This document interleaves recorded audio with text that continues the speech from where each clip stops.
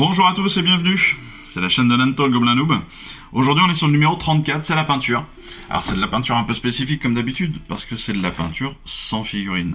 Et oui, cette semaine nous avons reçu donc deux nouvelles peintures, c'est-à-dire l'Incubi Darkness et le Shade, le Null Oil. Donc, dans ce guide, en fait, ce que l'on va faire, c'est qu'on va utiliser justement cette Incubi Darkness pour, eh bien, encore une fois, améliorer, pour approfondir nos peintures, nos personnages qui, pour certains, ne sont pas encore terminés. Vous le savez, moi, dans ma façon de faire, je ne reviens pas dessus avec le fascicule parce que j'essaye de les terminer pour pouvoir combattre directement et faire les batailles le plus vite possible avec vous et pouvoir les utiliser définitivement. Donc, malgré cela, on va voir ce qu'il nous conseille. D'abord, évidemment, l'Incubi Darkness et le Null Oil, ce sont deux peintures qui sont assez sombres. J'avoue que l'Incubi Darkness fait partie des couleurs que j'adore. Voilà. Personnellement, je la trouve super. Je m'en sers pas mal. Des fois pour des choses assez étonnantes. Rappelez-vous sur mes archers, par exemple. Je m'en suis servi, on le voit quasiment plus, mais je m'en suis servi juste pour faire les pieds. Voilà, pour faire les petits chaussons. Voilà, c'est un petit délire. Mais c'est quelque chose, voilà, c'est une couleur que j'aime bien. J'aime bien le mettre aussi sur certaines tuniques d'orques. Voilà, c'est un bleu-vert que j'aime bien, qui est assez sympa et qui change un petit peu des couleurs assez classiques. Donc, pour l'Incubi Darkness, eux, ils s'en servent sur le chaman, par exemple, pour finir la robe. Ils vont s'en servir aussi au fond des orbites. Ils vont s'en servir pour faire les poignées d'armes. On va pouvoir s'en servir pour faire des petites poches, hein, les sacs que l'on peut avoir sur les Hobgrots ou sur d'autres grottes. On va pouvoir aussi faire un petit peu de tout en fait. On va pouvoir faire des fioles. On va s'en servir aussi sur le griffe d'estrier du Seigneur Aquiller. Là, on va pouvoir faire le bout de ses pattes, par exemple. On va pouvoir s'en servir, bien évidemment, sur des griffes dog. Pourquoi pas les griffes dog que l'on a fait au Griff Charger Grey, ça ira très très bien. Un Incubi Darkness, ça ira très très bien pour les plumes, pour accompagner ce Griff Charger Grey. On va aussi faire quelques retouches. Alors c'est des retouches que certains auront déjà fait. Certains, pourquoi un peu comme moi je pense, certains aiment bien aller le plus loin possible dans leur peinture.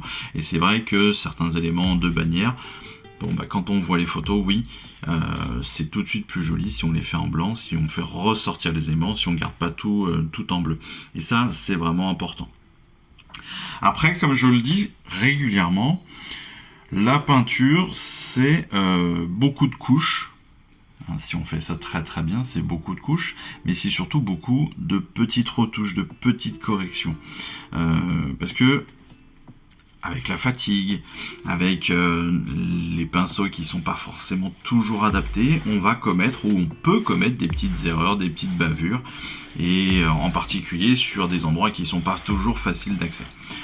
Comme je dis à chaque fois, c'est pas bien grave. C'est pas bien grave. Pourquoi ? Parce que certains vont pas s'en faire pour ça. Et ça peut tout à fait se comprendre, il n'y a aucun souci là-dessus. Chacun voit son niveau de peinture comme il le souhaite. Mais pour ceux qui sont un petit peu plus précis, qui ont envie d'un peu plus de précision sur leur peinture, on va régulièrement revenir dessus, corriger des petits éléments, corriger des petits points de peinture, des petites bavures que l'on aurait pu faire. Je prends cet exemple-là, évidemment, sur le bouclier. Vous voyez que là, on est venu avec du blanc pour faire le contour. On a mis du rétributeur. On a utilisé aussi j'ai perdu le nom, c'est pour ça que je le recherche, du Racebone pour faire cette partie-là de parchemin.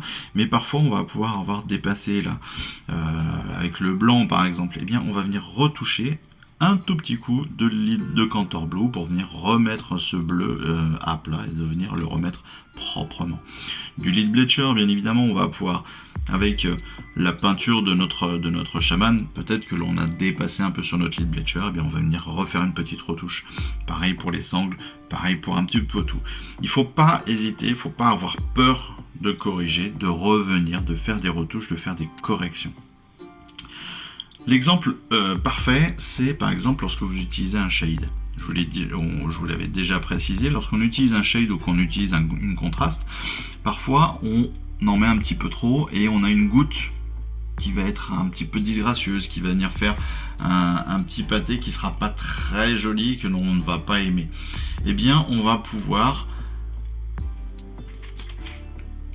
supprimer, je dirais, cette petite chose en revenant peindre dessus.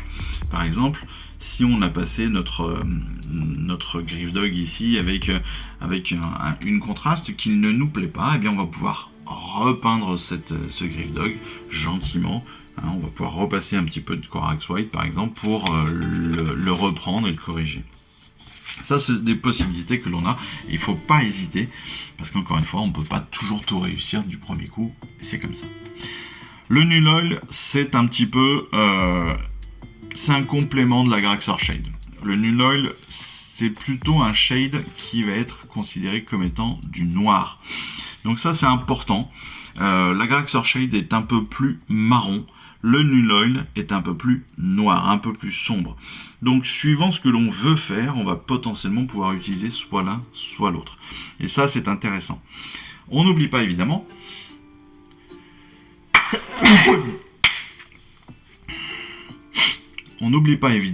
que, comme c'est un shade, au même titre que les contrastes, il va falloir régulièrement nettoyer notre pinceau, parce que sinon on peut les abîmer, on peut les avoir un peu trop chargés, etc. etc. Donc encore une fois, ce Null Oil peut aller partout, il peut servir à tout, un peu comme la Grax, réellement. Moi c'est vraiment deux shades que j'utilise quasiment sur toutes mes figurines, parce qu'ils sont très très pratiques. Ils donnent tout de suite du contraste. Alors ils n'ont pas forcément, encore une fois, ils n'ont pas exactement la même teinte. L'un est plus marron, l'autre est un petit peu plus sombre noir. Mais je trouve que les deux fonctionnent très très bien sur n'importe quelle figurine. Et ça, c'est hyper intéressant. On finit évidemment cette partie de peinture avec les différentes galeries. Alors les galeries, vous le savez, hein, l'idée c'est quoi? C'est que, eh bien, on puisse voir un petit peu comment est-ce que ça peut finir, où est-ce qu'on peut en être avec nos différentes étapes de peinture. On va avoir les ombrages, bien sûr. Vous voyez que là, par exemple, ils n'ont pas du tout mis de shade sur le parchemin. On peut tout à fait le faire à la Grax ou au Null Oil. On peut aussi le faire avec un Reckland Flesh Shade, par exemple, ce qui est un peu plus rouge. Mais on peut tout à fait le faire avec un Null Oil ou avec un Grax. Ça passe très très bien. Là c'est pareil pour la Chevaleresque Arcanum, ils n'ont rien passé comme ça. Par contre sur la bannière, vous avez vu que là on a un petit passage de Null Oil qui fait que ça va faire ressortir la tête de Sigmar très facilement.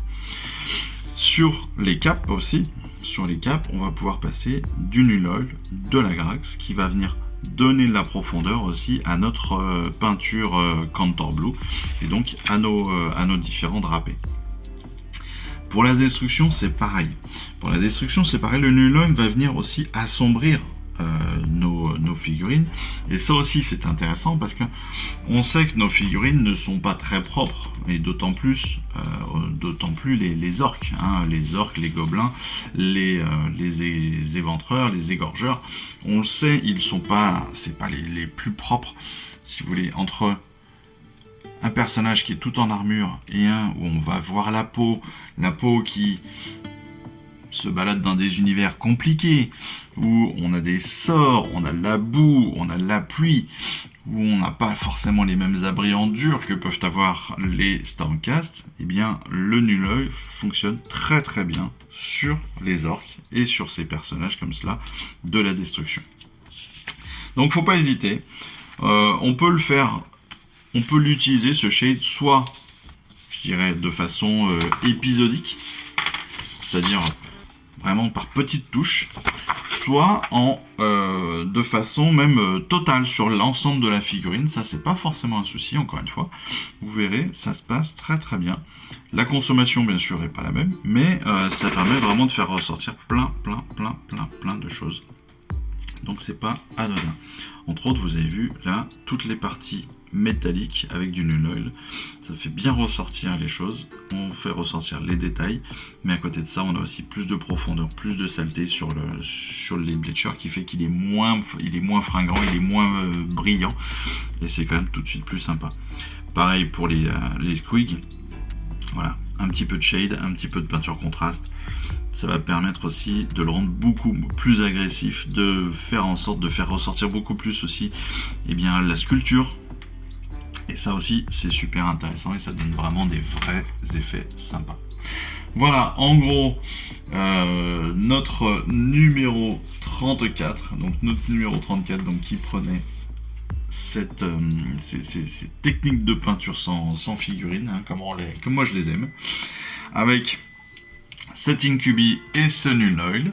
Donc j'espère que cette vidéo vous aura plu, j'espère que vous serez avec nous très prochainement pour les prochaines vidéos de bataille. Donc cette semaine je vais tourner la bataille numéro 33 et la bataille numéro 34 si tout va bien, si j'ai le temps. Donc on va pouvoir se remettre là-dedans, je serai à jour définitivement. Et voilà, j'ai un peu envie de vous dire que c'est la fin. Et puis que je vous souhaite à tous une excellente fin de semaine et voire une très très bonne semaine tout court, parce qu'on est en début de semaine encore. Donc je vous souhaite à tous une très bonne semaine, et puis je vous dis surtout à très très vite. Allez, je vous embrasse. Ciao, bye bye. Je vous remercie d'avoir suivi cette vidéo. Si ça vous a plu, eh bien abonnez-vous, lâchez un petit like et un commentaire, et suivez-moi sur Instagram où je poste régulièrement des photos de mes dernières réalisations et dernières peintures.